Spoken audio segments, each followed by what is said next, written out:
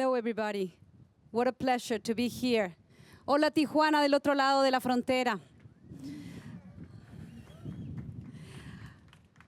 I'm an art historian, and I have always believed that great ideas thrive where conflict, opposite, and contradiction exists. Some years ago, a couple of friends were thinking of ways and how to resolve questions that pertain to all of us. And they were trying to arrive to the truth. And how could they do that? So they decided that by juxtaposing opposite ideas, they would get to the right place. Those guys created a school of thinking that's named the Dialectics. And those guys are Plato and Socrates. And I believe that still we can learn something about those guys. I was born in Chicago.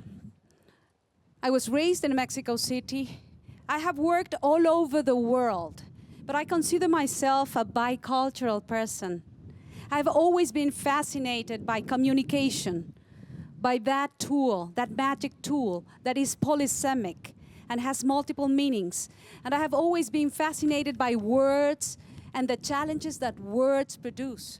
How difficult to understand certain words when the words have different meanings, and how difficult to understand when we don't pay attention to the context where we are. But I'm not here today in this magnificent place to talk about my personal passion of linguistics or the semi-disciplines named semantics, semiotics, euphemistics, etymologics. I'm not here for that. I'm here with all of you today to share two simple words, art and border. The art and the border. The arts or the artistic creation and the limitation.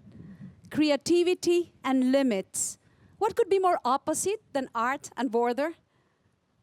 There you go.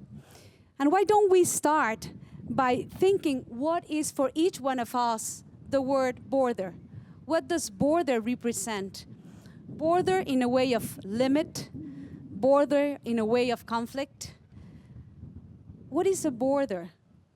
From the geopolitical standpoint of view, we say always it's a line that divides two countries, a line that divides two spaces or two geographical areas, a line that divides, a line that separates, segregates, detaches, isolates, a line that divides.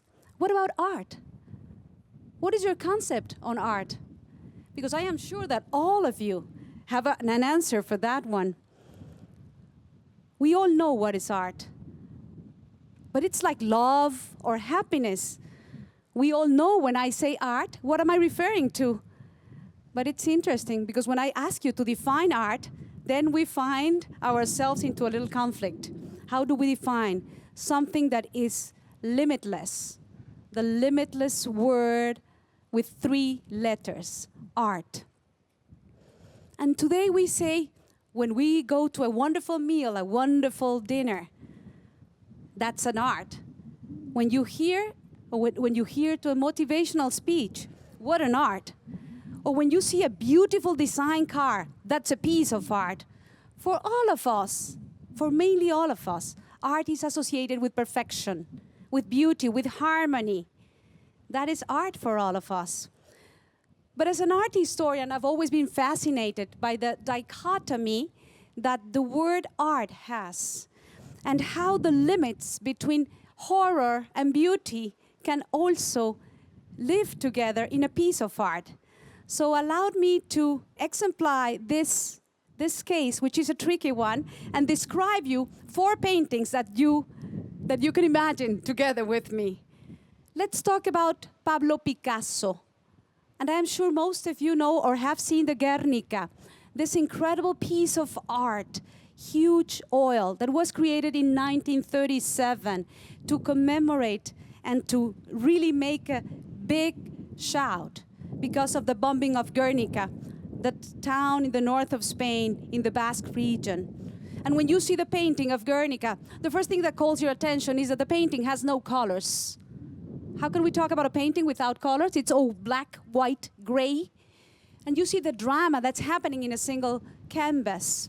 There are horses mingling with persons. There's a bull. There's a mother that's carrying a son that was assassinated by this bombing. There's tragic and emotion there. Let's jump to Goya, Francisco de Goya, who created in 1814 this immense oil, this immense painting named The 3rd of May. Imagine this beautiful canvas where two divided scenes are happening. Soldiers are about to shoot an individual that's been punished for rebelling against the troops of Napoleon. We cannot see a single face in that enormous oil full of people. We cannot identify the persons that are portrayed, but we can see the cadavers in the floor. We can see the bleeding. We can see the suffering, and we can smell what's going on there, the fear, the panic of the guy that's about to be shot. That's Goya in 1814. That's an obvious thing. Let me jump to other two pieces of art that probably you are not so familiar with them. Let's go back to Paris, and let's think in France in the 19th century, in Alexandre Cabanel, an artist that won all the awards, all the medals, all the accolades, and the Prix of Rome, and all the prizes that you could get as an artist. He chose a subject that's named Cleopatra. And we all know who Cleopatra is. And it is simple for us to imagine one of the most beautiful, intelligent, seductive women represented in this huge canvas, laying there, done beautifully, draw. The skin is so beautiful, the fabrics, what she's wearing, the jewelry, the contemplation. The painting is just a beautiful painting, what we would think about art.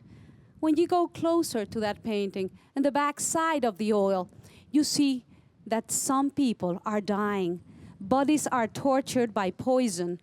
And the poison is being tested by Cleopatra because she wants to know what is the poison, the least painful point, the painful-less poison where she will use to commit her own suicide. Let's go to Great Britain now, the Victorian period, Sir Lawrence Almatadema, and hang here with me because I'm going to describe a very complex painting, one of the most beautiful oils you have ever seen, and I invite you to go and Google The Roses of Heliogabalus by Sir Lawrence Almatadema, painted in 1888. Exhibited at the Royal Academy in London, the most important space to receive all the accolades. Sir Lawrence Almatadema has chosen the subject of The Roses of Heliogabalus. And when one thinks of Victorian periods, one thinks of pink, corny, sweet images, soft, maybe cookie boxes there with these images of Victorian. So there you see a big feast, a bacchanal. An event is happening. The host is the emperor, Heliogabalus. The host is hosting 7 of his guests that are swimming in a pool. And the pool is full of rose petals. Every single detail that I'm trying to describe to you. The marble, the sound of the music, the musicians playing at the back, the big sculpture of bronze represented Dionysius of Baco. You see the most beautiful scene. And what in reality is happening, my dear friends, the guests are dying, suffocated in that pool of roses. That's what's happening. Because this pervert Roman emperor was enjoying the fact of observing suffering. So how tricky and how simple and fine is the line between beauty and horror. And how can a work of art contain those two aspects? And how so obvious is obviousness for us. And here we are today, in a wonderful space where in 2000, Alfredo Har, the Chilean artist, created The Cloud. And maybe most of you remember The Cloud. 3,000 balloons were released in this precise area from Tijuana to San Diego, while two quartets were playing in both sides of the border and a dialogue was being created. Speaking about clouds, I think it is time for us to go back and create our new cloud. It's time for us to revisit our definitions and our definition of frontier, and think in the astrophysics, where frontiers are described as the place where discovery and research might advance. I am sure if we turn our face to the frontiers with a different thinking, we will be able to advance knowledge and create the best work of art together. Thank you so much.